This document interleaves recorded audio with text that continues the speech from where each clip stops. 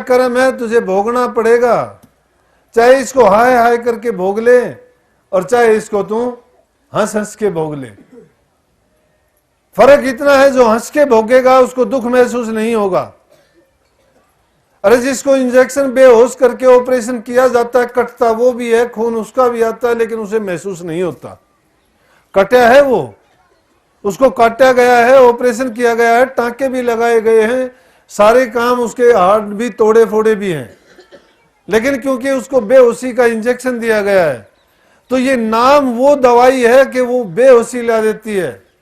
लेकिन उस नाम को तो चाहते ही नहीं। नाम तो ले लिया कि जी मुझे 20 साल हो गए, मैं आप सत्संगी हूं।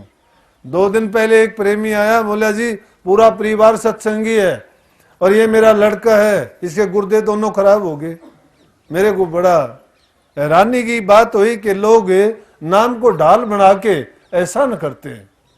भाई नाम लिया तो किस पर एहसान किया?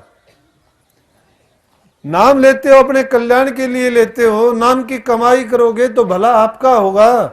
अगर ना लोगे और दूसरे काम करोगे, अगर इस ऐंठ में कहो मैं तो शराब पीऊंगा, पी ले, नुकसान किसका होगा? मेरा नहीं होगा, आपका होगा। अच्छा करोगे तो अच्छाई आपको मिलेगी, बुरा करोगे बुराई आपकी मिलेगी। कर्म आपका, कर्म फल आपका, हमारा उसमें कोई लेना देना नहीं है। अगर अच्छा करोगे, इतनी जरूर है अच्छाई के लिए हम आपकी मदद करने के लिए तैयार हैं। आपको एक अच्छा विचार देंगे, आपके विचारों को ताकत देंगे, आप जिस भ्रम में पड़े उस भ्रम से निकालने में आपकी मदद करेंगे। लेकिन जो खुद डूबना चाहता है उसको दूसरा कैसे उबार देगा? तो ये नाम की दुहाई मत दिया करो, मैंने नाम लिया है। अरे नाम लेने वाले तो बताते थे कि नहीं मैंने नाम ले रखा है, लेकिन अगर कहीं जाओगे नाम वाला अपने आप जाहिर हो जाएगा। मेरे पास एक लड़का आया, उसने एयरफोर्स में वो पायलट की ट्रेनिंग कर रहा है। उसकी दादी आई, उसकी माँ आई, उन्होंने खाना खाया। उसकी दादी ने तो कभी बर्तनों के हाथ नहीं लगाया। खाना खाया। आश्रम में रहने वाले सेवादार हैं, सेवादार सेवा का महत्व समझता है। सेवा जो करता है, वो जिसकी सेवा करता है उसके अच्छे कर्म उससे लूट लेता है। जो सेवा किसी से करवा लेता है वो उसका कर्जदार बन जाता है। परंतु इस बात को जानते हैं, और मैं तो कहूंगा, बधाई दूंगा उन लोगों को कि मैं तो जो बात कहता हूं मैं उस बात पर अमल करवाने की पूरी कोशिश करता हूं। क्योंकि इंसान जो अपनी बुराई को नहीं त्याग सकता वो नाम के रास्ते पर नहीं चल सकता। और मैंने उसको तजर्बे के लिए आजमाया। मैंने सबसे पहले एक बुराई थी कि हुक्का बीड़ी की, क्योंकि मैं उनको देख चुका, भुगत भोगी था। तो मैं आज सत्संगियों को कहता हूं कि दिनोद आश्रम में भाई मेरा और तो बस की बात क्या है, जो सेवा करने के लिए जाते हैं, मैं कहता हूं जो हुक्का बीड़ी पीता है उसको सेवा उसकी नहीं ली जाएगी। कम से कम वो ये तो समझेगा कि तेरी कमी थी इसलिए तुझे सेवा नहीं मिली। उसको दुख होता है, अगली बार अगला आता है, कहता है जी मैंने छोड़ दिया, अब मुझे सेवा में लो। आज जाके देखो जो 40-40, 50-50 साल से हुक्का बीड़ी सिगरेट पीते थे, आज नहीं पीते। क्यों नहीं पीते? ये एक ऐसी बुराई है, कैंसर इससे होता है, खांसी इससे होती है, टीबी इससे होती है, और दूसरी कई ऐसी बीमारी, ब्लड प्रेशर इससे होता है, हार्ट की बीमारी इससे होती है, शुगर इससे बढ़ती है। कितनी बीमारियों का इलाज हो जाता है सहज में। ये वो मूल की चीज है जो कबीर साहब कहता है पहले मूल सुधार। जो इन मूलों को नहीं सुधारता वो नाम क्या खाक चपेगा। अरे सत्संगी बनते हो, यहां से निकलोगे, मुझे पता है सबके मुंह में वो लिकड़े होंगे, क्या फायदा है हंसने का? क्या ये हंसी की बात नहीं, ये लानत की बात है, शर्म की बात है। अपने आप को सोचा करो कि मैं इतना गिरा हुआ हूं कि किसी नेक काम के लिए आया था और मैं एक छोटी सी बुराई को नहीं छोड़ सकता, तो क्या असर हुआ मेरे पर? तो सत्संगी ढिंडोरा नहीं पीटता, मैं सत्संगी हूं। मैं जिस लड़के की बात मैंने कही उससे अपने आश्रम में रहने वाले प्रेमी कहने लगे कि लाओ जी बर्तन। वो जब बर्तन उठाने लगे वो लड़का खड़ा हुआ, और वो लड़का खड़ा होकर बोला कि आप बर्तन साफ क्यों करोगे, मैं करूंगा। उसने अपनी दादी के, अपनी माँ के, वो सब बर्तन उठाए और खुद साफ करने लग गया। मैं 3 बजे के सत्संग में जाने लग रहा था, मेरे को किसी ने बता दिया कि इस लड़के ने बर्तन खुद साफ किए। मैं बोला बेटा यहाँ आया। मैं बोला तू कहाँ जाता है, कहीं सत्संग में जाया करता है? बोले जी हाँ जी जाता हूँ। उसने नहीं बताया मैं कहीं जाता हूँ, उसने नहीं कहा ना मैं सत्संगी हूँ, उसने नहीं बताया मैंने नाम लिया है, नाम की दवाई नहीं पटकी उसने जो काम किया उसने मेरे को ही बता दिया कि वो सत्संगी है। अरे तुम सत्संगी खाक के हो, तुम तो चाहते हो कि दूसरा मेरे पांव पकड़े हाथ जोड़े, वो तुझे राधा स्वामी करे तो तेरा तू तो भी मुश्किल से इतना इशारा कर दे नहीं, वो भी ना करे। सत्संगी का दिल सत्संगी को देख के खिल जाना चाहिए, लेकिन पापी और दुष्ट को देख के नहीं। महापुरुषों ने साफ कही है, रहीम तो कहता है रहीमन खीरा सरते काट कर मलियत नमक लगाए, रहीमन ऐसे पुरुष को चाहिए यही सजाए। जो निकम्मा आदमी हो उसके तो दर्शन भी नहीं करने चाहिए, क्योंकि जैसे आदमी को देखोगे उसके ख्यालात उसके दर्शन करने से तुम्हारे अंदर में उतर जाएंगे। कही है नुगरे का ना देखो मुखड़ा, चाहे काया में कितना दुखड़ा, चाहे खान में मिलो ना टुकड़ा, और चाहे सोमन चढ़ो बुखार, नुगरा ना मिलियो पापी मिलो हजार। पापी भी मिल जाए तो भी अच्छा, नुगरा कौन है? जो गुरु का नाम लेके जिसने सुधार नहीं किया, इन बुरी आदतों को नहीं त्यागा, वो नुगरा है। तो उस लड़के को बताने की जरूरत नहीं पड़ी, क्या उसने ढिंडोरा पीटा मैं सत्संगी हूं। जब ये सुधार हमें नहीं आता है, हम कौन सा नाम जपेंगे? अपने आप जाहिर हो जाता है ये कोई नाम नहीं जपता। सेवक सेवे भाव बिन, सेवक जो होगा वो सेवकाई उसका काम है।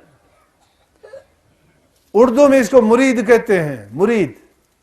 रविदास ने कहा है कि जीवित मरना है, जीवित मरना और अभ्यास करना दोनों एक जैसी चीज हैं। जीते जी मरना हर एक के बस की बात नहीं।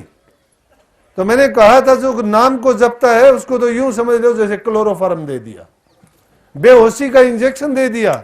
दुख तो उसको भी होते हैं, लेकिन वो दुख को दुख मानता नहीं है।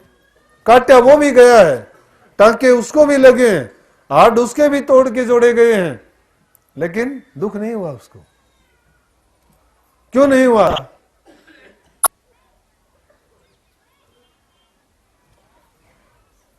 एक मैंने दूसरा तजर्बा किया, दिनों आश्रम में ही ज्यादा रहता हूं तो वहां करना पड़ता है, प्रयोगशाला है वो एक। सत्संगी जो रहने वाले नए आते हैं, मैंने सबसे पहले वहां रहने वालों से देखा मैंने 1-2 बार, कोई थाली में सब्जी छोड़ता है, कोई धर्मात्मा बनता है, वो एक छोटा रोटी का टुकड़ा हर आदमी लेके उसको इधर उधर ठाए फिरेगा। मां बड़े धर्मात्मा हैं ये लोग। जानवरों को वैसे ही बहुत चोगा डालते हैं, कुत्तों को सुबह रोटी डालते हैं। फिर वो एक एक आदमी जो खुद किसी का अन्न पे निर्वाह करता है, वो उसमें से उठा के क्या दान करेगा? हैं? मैं बोला प्रेमियों एक बात बताओ कि हर इंसान ओडो टुकड़ा अगर रोजाना डालेगा, थोड़ी थोड़ी सब्जी अगर बर्बाद करेगा तो कितनी बर्बादी होती है? उसमें 5-10 आदमी आराम से गुजारा कर सकते उस सब्जी रोटी से, तो ये बर्बादी ना किया करो। बस सत्संगी वो होता है जो इसको प्रसाद समझ के ग्रहण करेगा। तो अब क्या करते हैं कि प्रसाद थाली में लेते हैं, उसमें वो खाना खाने के बाद पहले जाएंगे, पानी डालेंगे, उसको अच्छी तरह धोएंगे, उस पानी को पी जाएंगे। ये वो रीति है, वो एक नियम है कि सत्संगियों को सत्संग के राह पर लेके जाता है। इस प्रकार से इंसान धीरे धीरे, मैं किसी की बुराई के लिए नहीं, बुराई को सुधारने के लिए ऐसा करता हूं। मैं किसी को गलत रास्ते पर डालने के लिए नहीं, गलत रास्ते पर डले हुए से निकालने के लिए ऐसा करना चाहता हूं, ताकि उनको ये समझ जब आ जाएगी, उनका मन कोमल होगा, हृदय उनका मुलायम होगा, दिल में प्रेम होगा, सेवा की भावना होगी, अहंकार जाता रहेगा, वो आदमी नाम जपने में देरी नहीं लगती। जब इन चीजों से वो परिपूर्ण हो जाएगा, नाम तो वो जब बैठेगा उसकी सूरत अंतर के मंडलों में अपने आप चलनी शुरू हो जाएगी। परंतु जब बाहर से ये बंधन पड़े हुए हैं, बड़े भारी बंधनों में बंधे हुए हैं, हम चारों तरफ से जकड़े हुए हैं, लेकिन वो बंधन दिखाई नहीं देते। मोटे बंधन तो पता है हमें, माया तजनी सहज हर सहज त्रिया का ने, मान बढ़ाई ईर्ष्या दुर्लभ तजनी है। इंसान माया को भी तज देगा, छोड़ देगा, त्याग देगा। बड़े बड़े राजा महाराजा छोड़ छोड़ के चले गए, बड़े त्यागी हो गए। त्रिया के प्यार को भी छोड़ देगा, संतान का मोह त्याग देगा, घर बार भी छोड़ देगा। लेकिन और बहुत से बंधन हैं, मान बढ़ाई के बंधन पड़ जाएंगे। अपना मान प्रतिष्ठा के लिए ऐसा करना शुरू कर देगा वो, तो वो बंधन कभी नहीं टूट सकते। इसलिए जी महाराज ने कहा कि मोटे बंधन जगत के गुरु भक्ति से काट। वो गुरु भक्ति क्या है कि गुरु के बच्चे की पालना करना, सेवा करना, उन पर चिंतन मनन और निध्यासन करना। चिंतन जब तक नहीं करते, बात यहां सुन ली, जाके अमल नहीं करोगे। जिस बात को चिंतन नहीं किया, जो अंदर में अब टेप भर के ले गए हो, तो वो सफा हो जाएगी थोड़ी देर में। क्यों कि उस टेप को जो भर के चले हो यहां से, उस कैसेट पे जाते ही और बटन दबा दोगे, वो साफ हो जाएगी, दूसरी छप जाएंगी बात। नहीं, उसको सेव करके रिजर्व में सेव करो उसको। उसके मानस पटल पर जो एक बार अंकित होगी, हृदय के ऐसे कोने में उसको रखो कि उस चीज को बार बार याद करो। जब गलती एक होती है, बार बार पछताओ, तौबा करो। अगर कोई अच्छा करता है, बार बार उस मालिक के गुण गाओ। जो शब्द गाया था, स्वामी तुम काज बनाए जी सबन के, जो भी आया शरण तुम्हारी दीन गरीबी पन ले। कि जब हम दीन गरीबी पन लेके उस स्वामी की शरण में जाते हैं, तो वो क्या करते हैं, उसको छिन में उभार लेते हैं, एक छिन में उनके सभी दुखों को हर लेते हैं। उस पर सभी प्रकार की मेहर दया करके अन्न धन धाम बढ़ाई, सुख शांति और आनंद, ये कब मिलते हैं इंसान को? जब वो शरण गच्छामी हो जाता है, शरणागत हो जाता है, अपनी सारी चीजों को त्याग के, अपने अहं को छोड़ के संतों की शरण में जाता है और उनके वचन की पालना शुरू कर देता है। फिर वो जीव समझो कि उसके कल्याण में कोई शक नहीं।